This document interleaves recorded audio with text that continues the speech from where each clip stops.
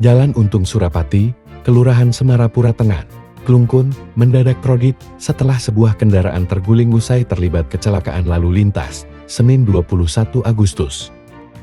Kejadian itu bermula ketika kendaraan Toyota Avanza yang dikemudikan Ahmed Subiantara, 56 asal Desa Selat, Klungkung, datang dari arah barat menuju timur, diduga kelelahan, Subiantara pun hilang kendali, sehingga mengambil haluan terlalu ke kanan. Das pada saat bersamaan datang kendaraan Daihatsu Xenia, yang dikemudikan Ida Bagus Med Antawijaya asal Desa Kamaser, Kecamatan Klungkung.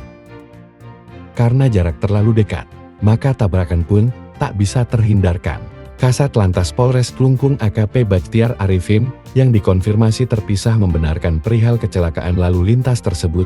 Dirinya mengatakan bahwa tabrakan yang terjadi membuat kendaraan Avanza terguling ke kiri. Tidak ada korban jiwa dalam peristiwa tersebut. Hanya saja kecelakaan lalu lintas itu menimbulkan kerugian mencapai 15 juta rupiah.